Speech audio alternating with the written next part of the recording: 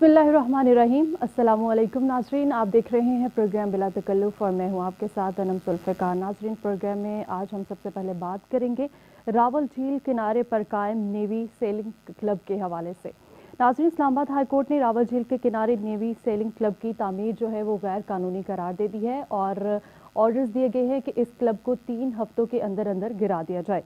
और इसके अलावा आपको ये भी बताएं कि साबिक naval chief admiral Zafar Mahmood Abbasi समेत दीगर के खिलाफ मिसकंडक्ट की कार्रवाई के भी ऑर्डर्स दिए गए हैं हाई कोर्ट की जानिब से। इस हवाले से भी प्रोग्राम में बात करेंगे नाज़रीन। इसके अलावा IMF की जानिब से कुछ कंडीशंस रखी गई हैं, कुछ हिदायत की गई हैं पाकिस्तानी गवर्नमेंट को, और बोला ये गया है कि पाकिस्तान के अंदर जितने भी इलीगल एसेट्स हैं उनको डिक्लेयर कर दिया जाए, चाहे वो किसी भी सूरत में बनाए गए हों, जैसे भी बनाए गए हों, उन सब एसेट्स को डिक्लेयर कर दिया जाए।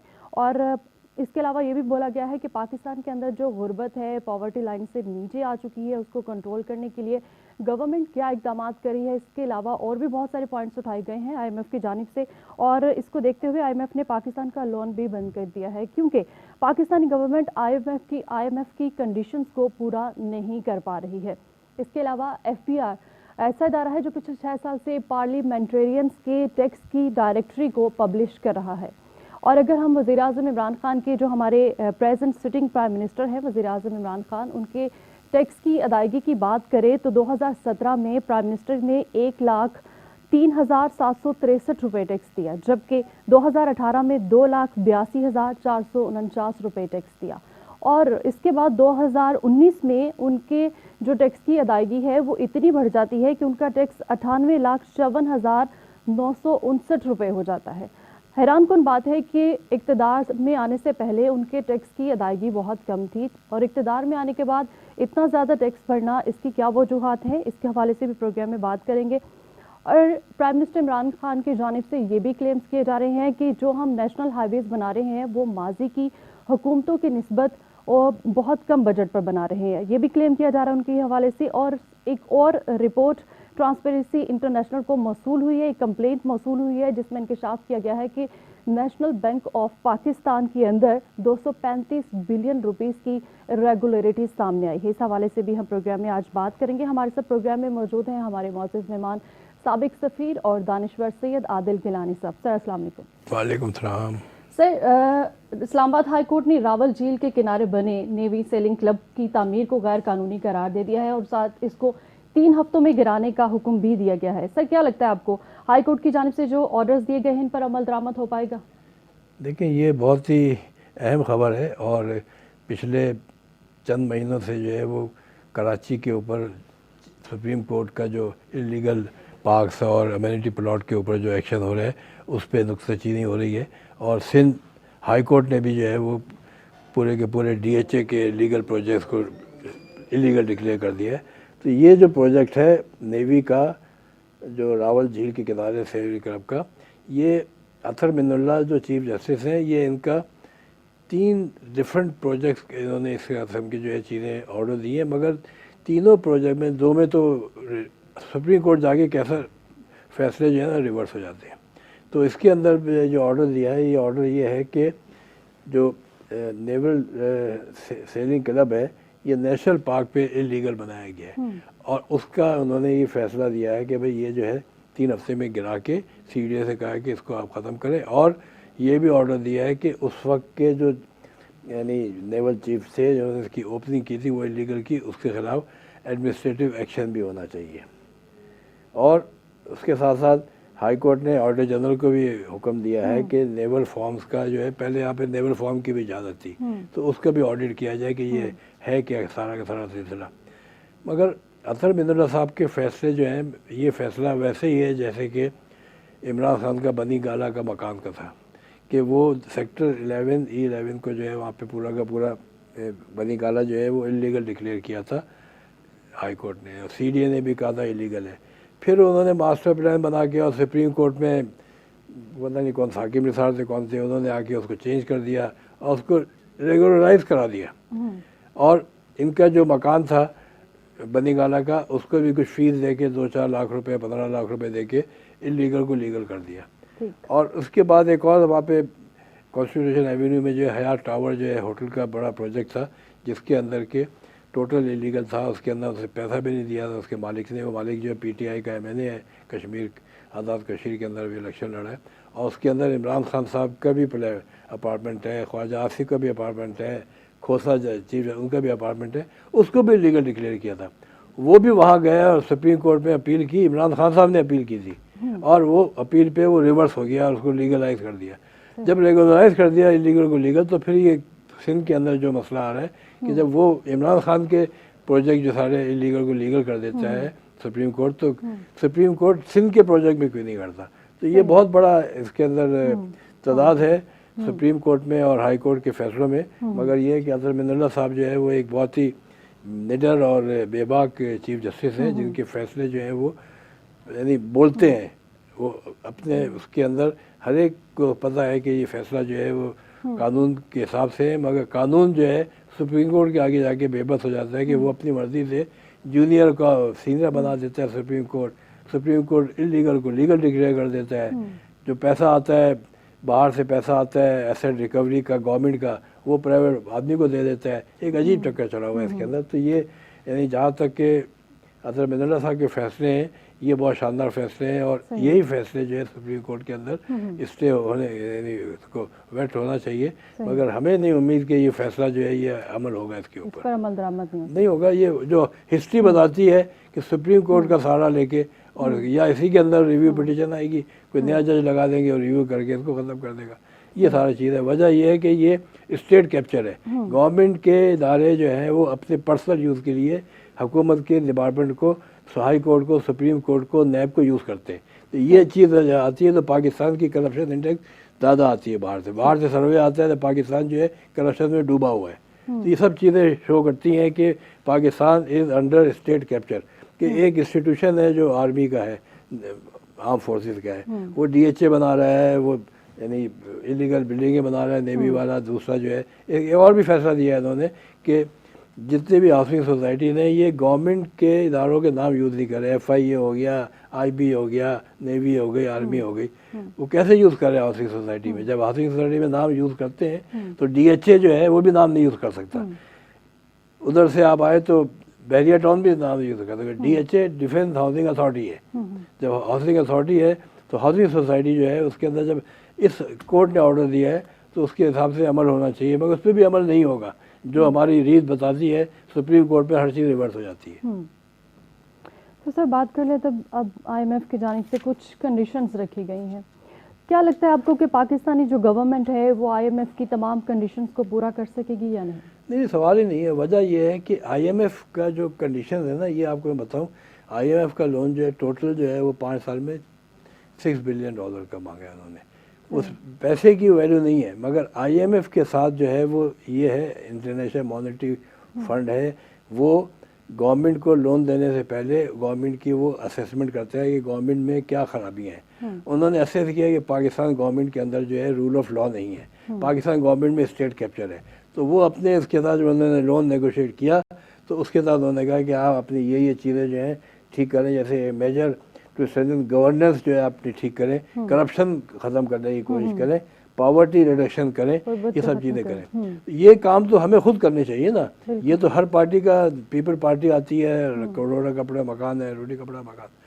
PML नून आती है, वो भी कहती है कि आवाम के लिए। पीपल पार्टी ये आती है अपनी तहरीक इंसाफ। हम तो इंसाफ का तो बेड़ा गर्क जो है वो तीनों पार्टियों ने किया हुआ है। तो उस पर IMF ने जब ये कंडीशनें लगाई हैं तो उस कंडीशन को ये पूरा नहीं कर सकते, और इसीलिए पिछले प्रोग्राम में हमने बताया था कि ये शौकत तरीन आ जाए या प्राइम मिनिस्टर आ जाए या कोई भी आ जाए, ये इनको करना पड़ेगा। ये रूल है पाकिस्तान का, इसके अंदर बड़ा क्लियर कर दिया हुआ है कि आपने गवर्नेंस को ठीक करना है तो उसमें asset declaration with a focus on high level public official जून की 2021 तक वो डिक्लेयर करना था। Asset declaration of all high public official में ब्यूरोक्रेट आते हैं, मिनिस्टर्स आते हैं, मेयर्स आते हैं, फिर जजेस आते हैं, फिर आर्म फोर्सेस के आते हैं। उसका इन्होंने किया नहीं। इनको क्या तकलीफ है? एसेट डिक्लेयर करोगे तो पता चलेगा कि ये फलाना जो है वो अपना ब्यूरोक्रेट है, इसकी तनख्वाह जो है वो 2 लाख है, मगर ये 2 अरब प्रॉपर्टी का मालिक है। सही। तो वो चीज़ें डिक्लेयर नहीं कर रहे। अब अगर करने भी चाहते हैं तो ये इनके आगे जुडिशरी आ जाती है कि हम इसमें शामिल नहीं होंगे, आर्म फोर्सेज आ जाते हैं, नहीं होंगे। अब लॉ एक बना रहे हैं, लॉ बना है, उसके अंदर उन्होंने कहा है कि ये नैब के अंदर जो पब्लिक ऑफिस, नैब का क्या ताल्लुक है ऐसे, NAB law is nothing to do with IMF।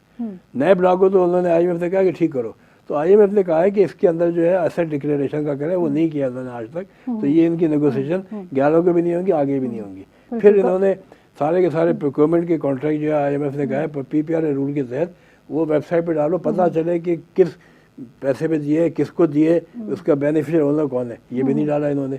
ये लिख के थक गए, प्राइम मिनिस्टर को लिखा, डॉक्टर फैसल को लिखा, हर एक को लिखा है। PPR कहते हैं करो, मगर कर नहीं रहे।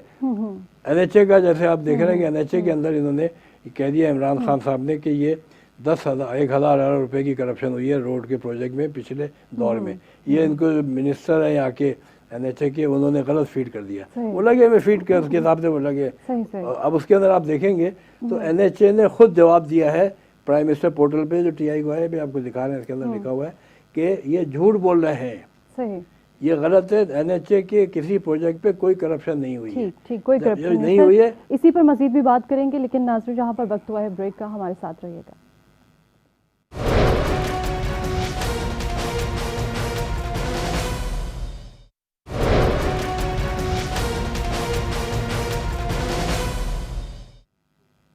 Welcome back. और अब बात करेंगे FBI पिछले 6 साल से पार्लियामेंटेरियंस के टैक्स डायरेक्टरी को पब्लिश कर रहा है। और अगर हम अपने प्रेजेंट प्राइम मिनिस्टर की बात करें, उनकी टैक्स की अदायगी की बात करें, तो जैसे कि मैंने आपको प्रोग्राम में शुरू में बताया कि 2017 और 18 में उनका टैक्स बहुत कम था, जबकि 2019 में उनका टैक्स बहुत ज़्यादा बढ़ गया। आखिर इसकी क्या वजह है? सर, ऑपोजिशन की जानिब से भी ये सवाल उठाया गया है कि पहले इमरान खान का टैक्स बहुत कम था, जबकि इक़्तिदार में आने के बाद उनका टैक्स इस कदर बढ़ गया। इतनी एसेट्स उनके पास कहाँ से आए? या इमरान खान पहले टैक्स चोर थे इक़्तिदार में आने से पहले, या इक़्तिदार में आने के बाद उनके एसेट्स इतने बढ़ गए कि उनका टैक्स इतना बढ़ गया? देखिए, इसके अंदर मैं आपको पहले वो बता दूँ कि जो इमरान खान साहब से झूठ बुलवाया जा रहा है कि NHA ने 1,000 अरब रुपए की करप्शन हुई है पिछले दौर में, नवाज शरीफ के दौर में। सही। और वो उसके लिए आप देखेंगे पूरा वेबसाइट पे आ रहा है कि ये 17 अक्टूबर को जब इन्होंने, हमने लिखा कि भाई आप कैसे कर रहे हैं, NHA का जवाब आया, प्राइम मिनिस्टर पोर्टल ने भेजा है। प्राइम मिनिस्टर साहब पढ़ते ही नहीं ना, प्राइम मिनिस्टर साहब को तो जो बोल दिए काम ने वो बता देते हैं, उनको पढ़ना चाहिए। वो मुल्क के प्राइम मिनिस्टर है, उनका एक एक लफ्ज़ जो है वो झूठ होगा तो उनको सज़ा मिलेगी झूठ बोलने पे। झूठ बोलना जो है वो इस्लामिक लॉ के हिसाब से भी गुनाह है। तो ये कैसे कह रहे हैं कि 1,000 अरब रुपए की करप्शन हुई है रोड के प्रोजेक्ट में? मुराद सईद ने इनको पट्टी पढ़ा दी। 1,000 अरब का तो प्रोजेक्ट हुआ ही नहीं है। 5 साल में टोटल प्रोजेक्ट 890 अरब के हुए, और 890 अरब के अंदर 90% प्रोजेक्ट है वो CPEC के चाइना ने किए। तो चाइना पे डायरेक्ट इल्ज़ाम लगा रहे हैं ना ये, जबकि एक चीज़ नहीं है। और इसको हमने 3 दफ़ा लिख के बताया प्राइम मिनिस्टर को, मगर प्राइम मिनिस्टर को फिर दोबारा ये गलत पट्टी पढ़ा देते हैं कि ये वो बच्चा जमूरा कहता है कि जी आप जो है इसको ये कह दें।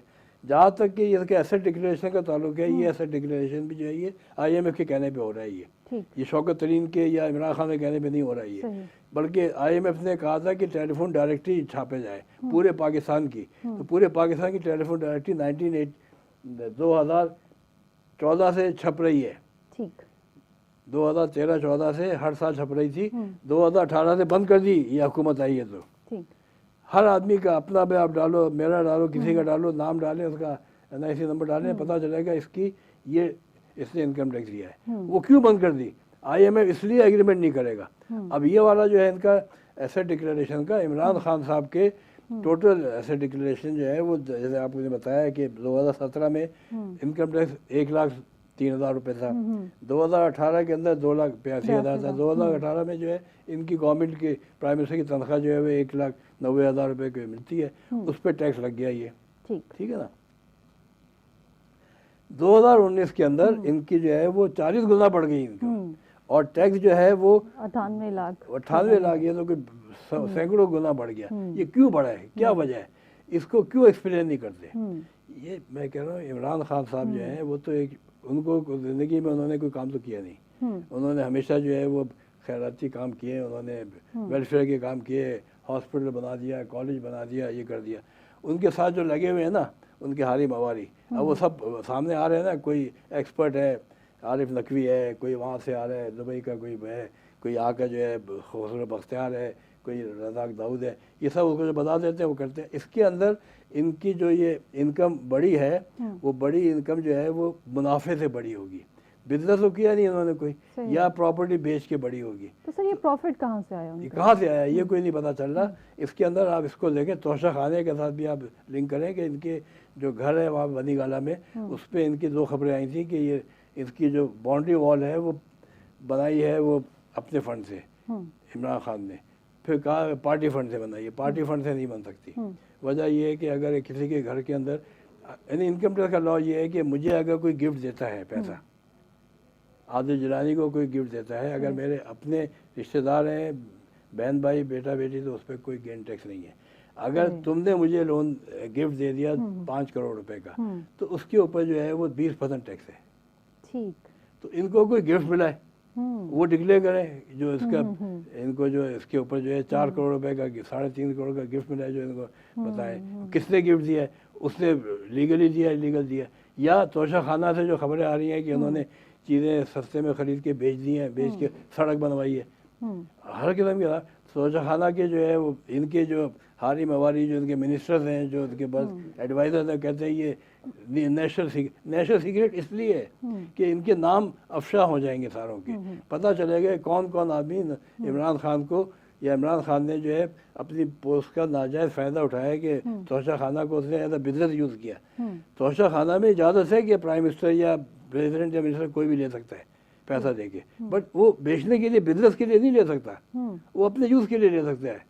अगर प्राइम मिनिस्टर को वहाँ पे घड़ी मिली है 10 लाख की, वो 2 लाख के अंदर लेके इस्तेमाल करे, बेचने के लिए नहीं है, तो वो बिजनेस हो जाता है। बिजनेस होता है तो FBI लॉ के तहत जो है वो उस पर टैक्स लगेगा। तो ये इन्होंने इनको बड़ी होशियारी की है, इनके टैक्स एडवाइज़र जो भी होंगे, कि आप ये कर दें, कल आपके ऊपर केस आएगा तो आप फंस ना जाए। तो इसके अंदर ये दे के, और यही IMF चाहती है कि हर आदमी का जो टैक्स जो है वो डिक्लेयर होना चाहिए। तो ये इसका टैक्स का जो है इमरान खान का बहुत बड़ा केस है, इसको आना चाहिए हर चीज़ की। दूसरा इसके अंदर आपको मैं बताऊं कि IMF ने कहा है कि ऑडिटर जनरल जो है वो हर एक का ऑडिट करके और वेबसाइट पे डाले, स्टील मिल का, PIA का, इसका। नेशनल बैंक का ऑडिट जो है वो नेशनल बैंक ने जो है वो हाई कोर्ट के अंदर 2012 तक जो ऑडिट हुआ था, उसके बाद ऑडिटर जनरल से उन्होंने कोर्ट से स्टे ऑर्डर ले लिया। National bank is a government department, उसने गवर्नमेंट के अगेंस्ट केस किया, फेडरल गवर्नमेंट के अगेंस्ट, FBI के अगेंस्ट, ऑडिटर जनरल के अगेंस्ट। स्टेट बैंक क्या कर रहा है? State bank is the regulator of bank. National bank के अपने वाइस प्रेसिडेंट यहाँ से निकल के बैंकों के, कमर्शियल बैंक के, स्टेट बैंक में जाके डिप्टी गवर्नर लग जाते हैं, वो फिर मिली भगत होती है। इसके अंदर नेशनल बैंक ने मिला के स्टेट बैंक से और स्टे ऑर्डर हाई कोर्ट से ले लिया। सुप्रीम कोर्ट ने 2015 में उसको वैकेट किया कि ये आप गलत कर रहे हैं। सर स्टे लिया गया कि ऑडिट नहीं करे ऑडिट। अच्छा। भाई क्यों नहीं करे यार, गवर्नमेंट डिपार्टमेंट है, किसी के बाप का तो नहीं है, पब्लिक का पैसा है, पब्लिक फंड है और शुड बी देयर। तो IMF ये देख रही है, FATF देख रहा है कि चक्कर क्या हो रहा है। इसी के अंदर जो है वो इसके जब हुआ तो उस पर निकल आया कि ये इलीगल अपॉइंटमेंट है, इलीगल, बहुत, यानी 235 अरब रुपए का उन्होंने गबन जो है वो शो किया रेगुलेटरी ने। ऑडिटर जनरल जो है पाकिस्तान का एक कॉन्स्टिट्यूशनल इदारा है, नैब नहीं है, कॉन्स्टिट्यूशनल इदारा। मगर ऑडिटर जनरल जो है वो किसी के अंडर में नहीं आता, वो एक इंडिपेंडेंट इदारा है, उसकी रिपोर्ट को मनोमन तस्लीम किया जाता है। या तो ये रिपोर्ट गलत है, ऑडिटर जनरल को सैक कर दें, इदारे को जो है उसके अगेंस्ट एक्शन ले, या अगर रिपोर्ट सही है तो उनके खिलाफ एक्शन ले जिन्होंने ये पैसा जो है इलीगल अपॉइंटमेंट है। 300 से ज़्यादा अफसरों की इलीगल अपॉइंटमेंट है, यानी चेयरमैन तक का अपॉइंटमेंट इलीगल है। तो वह समझो बहुत आला दर्जे के बैंकर हैं, और ये बहुत ही, इनको 2000 पता नहीं प्राइवेटाइजेशन में UBL में गवर्नमेंट ने लगाया था बैंकर से, और प्राइवेटाइज किया था, शौकत ने अभी बैंक में लगाया था। तो ये जो है, मगर इसके अंदर इनका अपॉइंटमेंट जो है वो इलीगल डिक्लेयर हो गया। इन्होंने इलीगल डिक्लेयर किया है। इस्लामाबाद हाई कोर्ट में भी केस चल रहा है। प्रेसिडेंट का उससे रिकवरी मांगी है कि इनके, यानी पता नहीं 80 मिलियन रुपए की रिकवरी इनसे की जाए, और जो प्रेसिडेंट है उससे जो है 300 मिलियन रुपए की रिकवरी की जाए। तो ये सारी चीज़ें जो है, अच्छा ये रिपोर्ट जो है ये अभी तक डिक्लेयर नहीं हुई है। ये रिपोर्ट जो है अभी तक जो है गवर्नमेंट ने पीएससी को नहीं दी है, ठीक। ये कहीं नहीं आ रही है। तो इसके अंदर आईएमएफ जो है इस रिपोर्ट के हिसाब से वो चेक करेगा कि स्टेट बैंक ने अपना किरदार अदा किया। स्टेट बैंक के जो गवर्नर्स हैं, जो इसके डायरेक्टर्स हैं, उन सबों का काम है कि रेगुलेट करते हैं, हर 6 महीने में, हर साल में इनको आगे ऑडिट करते हैं कि इनका ये पैसा गलत दिया या सही दिया। तो इस चीज़ को देखना चाहिए। मगर इसके अंदर यहाँ पर ये हुआ है कि इस रिपोर्ट में आपको मैं अभी अगले सेक्टर में बताऊँगा कि क्या क्या इसके अंदर इंकशाफात हुए हैं। इसके अंदर हेस्कॉल एक कंपनी है, उसका 16 अरब रुपए का डिफ़ॉल्ट हो गया है, लोन कुछ देखने वाला नहीं था, 20 अरब का नॉन परफॉर्मिंग लोन है, ये सब शो कर रहे हैं। तो उसमें क्या कर रहा था नेशनल बैंक का board of director? National bank का बोर्ड ऑफ डायरेक्टर जो है वो इनके गवर्नमेंट के नॉमिनी होते हैं, मोस्टली एक बार का होता है, वो 5 लाख रुपए पर मीटिंग का फीस लेते हैं। लाख साल में करोड़ करोड़ रुपए उनको फीस मिलती है। किस काम के लिए मिलती है? रेगुलेट कर रहे हैं ना अपने बैंक को। स्टेट बैंक के अंदर भी यही है, उसके जो बोर्ड ऑफ गवर्नर है, उसके बोर्ड ऑफ डायरेक्टर है स्टेट बैंक के, उनको भी जो है वो कौन होते हैं, मैं अगले प्रोग्राम बताऊंगा कि उनका क्या असर हुआ है, उन्होंने कैसे रेगुलेट नहीं किया इसका। सही सही, बिल्कुल इस हवाले से हम मज़ीद भी बात करेंगे, लेकिन नाज़रीन जहाँ पर वक्त हुआ है ब्रेक का, हमारे साथ रहिएगा।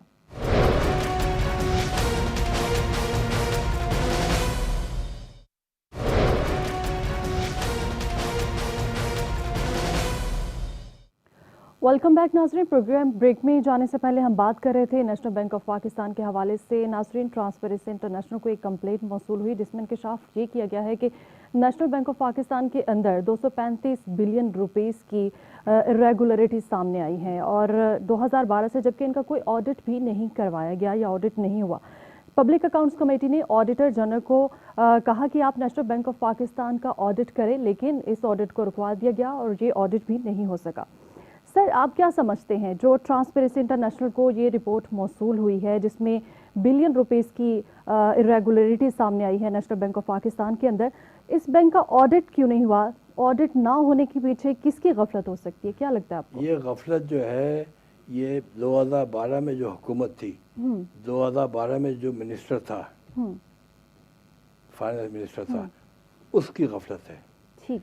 इसके अंदर 2012 में जो नेशनल बैंक के अंदर जो प्रेसिडेंट था, चेयरमैन था, उसकी गफलत है। 2012 में जो स्टेट बैंक का गवर्नर था, स्टेट बैंक के जो रेगुलेटर का जो पूरा सिस्टम था, उनकी गफलत है। They should be held responsible. How can be government, even ये कैसे हो सकता है कि पीआईए जो है एक गवर्नमेंट का इदारा है और वो गवर्नमेंट पे केस कर ले?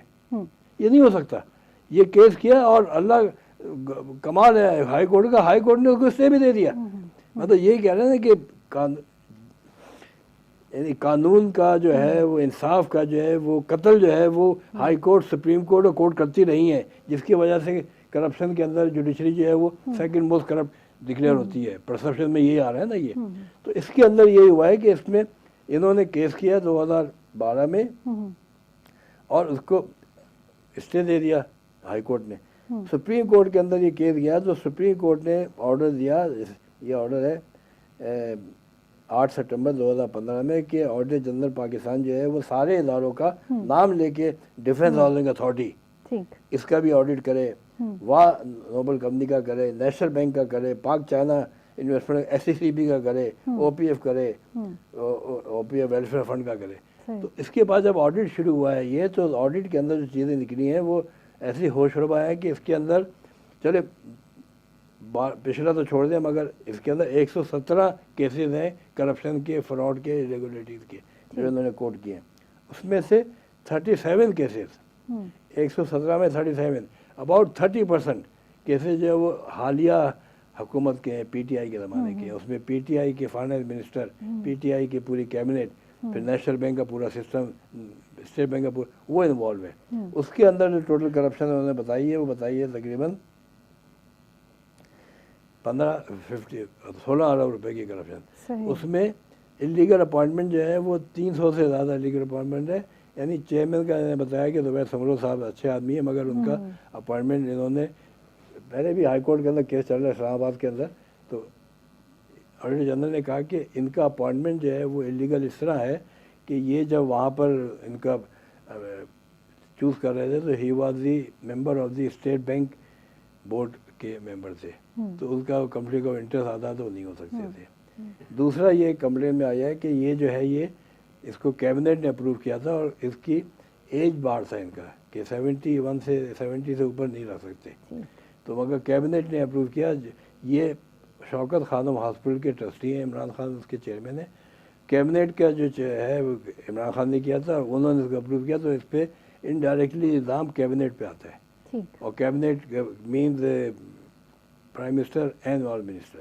फिर इसके जो दूसरा है उस्मानी है, वो उस्मानी जो है वो प्रेसिडेंट से उनका इलीगल अपॉइंटमेंट, उन्होंने कहा कि ये रूल के ख़िलाफ़ है, क्वालिफिकेशन के ख़िलाफ़ है, इनसे पैसा 300 मिलियन रुपए की रिकवरी की जाए। ये भी हाई कोर्ट में जब इसका जवाब पूछा इन्होंने तो इसमें लिखा हुआ है कि ये सब्जुडिस है, कोर्ट हाई कोर्ट में चल रहा है, इस्लामाबाद हाई कोर्ट में, इसलिए हम इसका जवाब नहीं दे सकते। भाई आपको जवाब देना है ऑडिटर जनरल को, आप कोर्ट का हवाला क्यों दे रहे हैं? वजह यही है कि इनके वकील भी जो है वो अरबों रुपए की फीस लेके इनके डिफेंड करते हैं और हाई कोर्ट से स्टे लेते हैं।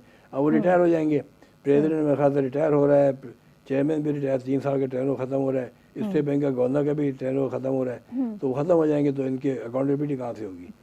इसमें अंदर जो है एक हेस्कॉल कंपनी है, हेस्कॉल कंपनी का जो शेयर था वो यानी फ्रॉड के इंतहा है कि हेस्कॉल का शेयर जो 300 रुपये का था वो 7 रुपये का हो गया 4 महीने में। उसको लोन दिया था पाकिस्तानी बैंकों से लोगों ने, तो उसके अंदर SCCB भी इन्वॉल्व है, उसके अंदर स्टेट बैंक भी इन्वॉल्व है, उसके अंदर नेशनल बैंक भी इन्वॉल्व है कि इन्होंने इसको जो लोन दिया था वो 2019 में 16 अरब रुपए था इसके ऊपर, 2020 के अंदर 18 अरब रुपए था, 2021 में 14 अरब था, 23 अरब रुपए का नॉन परफॉर्मिंग लोन था इनका।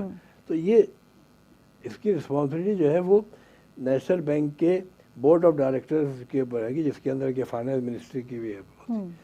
स्टेट बैंक के बोर्ड ऑफ डायरेक्टर का मैं बता रहा था कि स्टेट बैंक का बोर्ड ऑफ डायरेक्टर ऐसे बनता है कि स्टेट बैंक के बोर्ड ऑफ डायरेक्टर में एक लगा दिया है इन्होंने अली जमील को, एक बिजनेसमैन है, अब वो स्टेट बैंक का डायरेक्टर है, वो स्टेट बैंक का डायरेक्टर है, वो अरबापति के काम कर रहा है, उसके प्रोजेक्ट चल रहे हैं, रीड चल रही है, उसके प्रोजेक्ट चल रहे हैं, वो लोन लेते हैं बैंकों से, कॉन्फ्लिक्ट ऑफ इंटरेस्ट है, उसके अंदर लगा दिया उसको अपने सलीम मांडीवाला को जो वकील है, जो कि बैंकों के केसेस लड़ रहा था और वो स्टेट बैंक का मेंबर हो गया। तो ये सारी चीज़ें हैं कि स्टेट बैंक का जो बोर्ड ऑफ गवर्नर है, बोर्ड ऑफ डायरेक्टर है, वो भी बड़ा क्लीन होना चाहिए। इसके अंदर जो भी बोर्ड के मेंबर थे वो इन्वॉल्व हैं कि उन्होंने इनमें अपना इंटरेस्ट होता है ना। इसके अंदर एक और हमने इसी के अंदर केस किया है, कोर्ट किया है कि ऑडिटर जनरल ये पाकिस्तान की ओवरसीज रेमिटेंस स्कीम में एक इंसेंटिव दिया गया था 2008 के 2009 में कि रेमिटेंस आएगी तो $100 की जो रेमिटेंस होगी उस पर 20 दरम जो है, सऊदी दरम जो है वो इनाम मिलेगा बैंक को। वो भी चेंज करके उन्होंने उसको 200 मिलियन कर दिया, $200 कर दिया। अब वो एक रेमिटेंस आती है लेट से $1000 की, तो उन्होंने उसको तोड़ के 100 के हिसाब से 10 रेमिटेंस कर ली, तो 20 रियाल की जगह जो है 200 रियाल ले लिए। ये हमने रिपोर्ट किया और स्टेट बैंक के अंदर स्टेट बैंक ने उसको कहा कि ऐसा कुछ नहीं है, लेटर लगे आप देखें सामने, ये सब झूठ है, आपके पास इन्फॉर्मेशन गलत है। ऑडिटर जनरल ने फिर 2015 में इसको डिटेक्ट किया कि ये है, 5 अरब रुपए का फाइन लगाया, नेशनल बैंक पे भी फाइन लगाया कोई 15 लाख रुपए का, और नेशनल बैंक का जो उस वक्त का यहाँ पर इनका एग्जीक्यूटिव वाइस प्रेसिडेंट था वो स्टेट बैंक के अंदर जो डिप्टी गवर्नर लग गया था। तो ये कॉन्फ्लिक्ट ऑफ इंटरेस्ट है कि ये सारे मिल मिला के मुल्क को लूट रहे हैं। इनकी तनख्वाहें देखें, स्टेट बैंक के गवर्नर का भी कोई बता रहा था कि तनख्वाह जो है उनको नया रूल के हिसाब से वो खुद मुख्तार है और इनको ना कोई नैब पूछ सकती है ना FIA पूछ सकती है, तनख्वाहें जो चाहे बढ़ा दें। तो इसका ऑर्डिनेंस भी अभी आया है और उसको सुप्रीम कोर्ट इसके अंदर पार्लियामेंट में 10 तारीख को पेश कर रहे हैं कि इसको अप्रूव कराएं। वो अप्रूव नहीं होना चाहिए। वजह यह है कि अकाउंटेबिलिटी तो मस्त है ना भाई, ये तो IMF ये नहीं कहता कि आप जो है खुली छूट दे दो, जैसे प्रेसिडेंट, सिर्फ प्रेसिडेंट को एक इम्यूनिटी है पाकिस्तान की, दुनिया में हर जगह हेड ऑफ द गवर्नमेंट को होती है, प्रेसिडेंट जहाँ पे एक्टिव होता है उसको होती है, जहाँ प्राइम मिनिस्टर होता है उसको होती है। स्टेट बैंक को इम्यूनिटी दे दी है, क्यों दे दी भाई, क्यों दे दी है? ये IMF की डिमांड नहीं है, ये डिमांड है स्टेट बैंक की अपने गवर्नर की कि हम ही नहीं पूछे, हम जो करें हमारा। इनको तो इसके अंदर ये कहा है कि ऑर्डिनेंस जो आया अभी इसका नैब का, उसमें स्टेट बैंक को इम्यूनिटी दे दी है, मगर वो ऑर्डिनेंस इफेक्टिव है 7 अक्टूबर 21 से। उससे पहले का ये 2018 के 2016 के हैं, इसमें तो स्टेट बैंक के गवर्नरों को पकड़ना चाहिए ना इसके अंदर, कि वो लॉ के हिसाब से उन्होंने गलत किया था। आप कोई भी लॉ बनाते हैं वो रिट्रोस्पेक्टिव इफेक्ट से नहीं होता। नैब का लॉ जो है वो पिछली डेट से नहीं लगेगा, आज की डेट से लगेगा। तो पिछले जो केसेस हैं वो तो चलेंगे ना। तो ये केस नैब के लिए बहुत अहम है। नैब को भी कॉपी गई है कि इसको देखें और इसको करें। 2-2 रुपए के 10-10 करोड़ के ऊपर जो है वो हज़ारों केसेस नैब के चल रहे हैं। ये क्यों नहीं चलता? ये तो 235 अरब रुपए का करप्शन का ऑडिट, यानी हमारा कहना ये है कि ऑडिटर जनरल जो है एक इदारा है जिसका काम ही है, और जो करता है वर्ल्ड बैंक भी उसकी तारीफ करता है, IMF भी करता है, FATF भी करता है। उसकी इस रिपोर्ट को छुपाने का क्या मकसद है हुकूमत का? क्यों रिपोर्ट अभी तक डिक्लेयर नहीं हुई है? हमने यही पूछा है ना उससे, प्राइम मिनिस्टर कोई जवाब नहीं दिया शौकत तरीन साहब ने कि क्यों इसको नहीं छुपा रहे, क्यों इस पर एक्शन नहीं ले रहे। वजह यह है कि ऑडिटर जनरल पाकिस्तान जो है वो एक अभी इस वक्त बैठा हुआ है, वो टेम्परेरी है, रिटायर हो गया, नए को लगाना है। अब इससे ये रिपोर्ट, खबरें हैं कि रिपोर्ट को चेंज कराना चाह रहे हैं। रिपोर्ट चेंज कैसे हो सकती है? एक चीज़ जो फैक्ट है, इसके अंदर जो है वो बहुत सारे करप्शन के केसेस इसके अंदर हैं, जिसको कि इसी की वजह से FATF जो है पाकिस्तान को ग्रे लिस्ट में डाला हुआ है। इसी की वजह से हमारी जो ये गवर्नेंस की यानी बेकार गवर्नेंस है, जिसमें यानी स्टेट कैप्चर है, यानी बैंक जो है वो गवर्नमेंट पे केस कर देता है और प्राइम मिनिस्टर कुछ नहीं होता, खामोश बैठा रहता है। तो इन चीज़ों की वजह से पाकिस्तान की जो है वो इकॉनमी का बेड़ा गर्क हो गया है। और मैं आपको बता दूं कि अभी आप देखेंगे कि यहाँ पर जो महंगाई का तूफान आएगा, इनकी वजह से ये पैसा तो चला गया ना ये, यानी। तो सर इन पर कोई फर्दर प्रोसीडिंग नहीं होगी इस लॉसेस को रिकवर करने के लिए? नहीं, तो वो करनी है ना, वही तो लिखा है भाई, हमने लिखा है कि अंडर दी गवर्नमेंट रूल्स जो है इसके एक्शन लिया जाए। ठीक है। अब एक्शन कौन लेगा? एक्शन वो लेगा जो खुद बैंकर है। शौकत तरीन जो खुद एक बैंकर है, वो कैसे लेगा ज़ुबैर सुमरो के खिलाफ एक्शन? वो कैसे लेगा उस्मानी के खिलाफ एक्शन? वो कैसे लेगा बाकर जो है उसका स्टेट बैंक का उसके एक्शन? मतलब ये सब मिले हुए हैं। इसके एक्शन जो है लेने के लिए हाई कोर्ट या सुप्रीम कोर्ट एक्शन लेगा। अब आपको मैंने बताया था हाई कोर्ट ने फैसला दे दिया, सुप्रीम कोर्ट ने उसको रिवर्स कर दिया। तो ये जो है इसकी रिपोर्ट जो है ये बहुत अहम है। इसमें इलीगल अपॉइंटमेंट, मेन जो है इलीगल अपॉइंटमेंट है कि जब आपके सारे के सारे सिफारिशें लगे, इलीगल लगे, तो फिर इदारा कैसे चलेगा? यदि नेशनल बैंक जो है वो गवर्नमेंट ट्रेजरी है एक्चुअली, और इसको जो है इन्होंने तबाह कर दिया इसके अंदर। इसके जो आप देखेंगे नेशनल बैंक का 10 साल पहले जो है वो शेयर जो होता था वो होता था 150-200 रुपये का, अब शेयर 30-35 रुपये का आ गया। इसकी वजह से आ गया कि इसकी मिस मैनेजमेंट है, और ऑडिटर जनरल ने सब चीज़ों को एक्सपोज किया है कि इसको लाएं और ला के इसके ऊपर एक्शन लें। सही। और अगर गवर्नमेंट की अपने इदारे का ये हाल है तो बाकी प्राइवेट इदारों का क्या होगा? सर बहुत शुक्रिया आपके वक्त का। हमारे साथ प्रोग्राम में मौजूद थे साबिक सफ़ीर और दानिश्वर सैयद आदिल गिलानी साहब। प्रोग्राम का वक्त ख़त्म हो चुका है, हमें दीजिए इजाज़त। अल्लाह हाफ़िज़।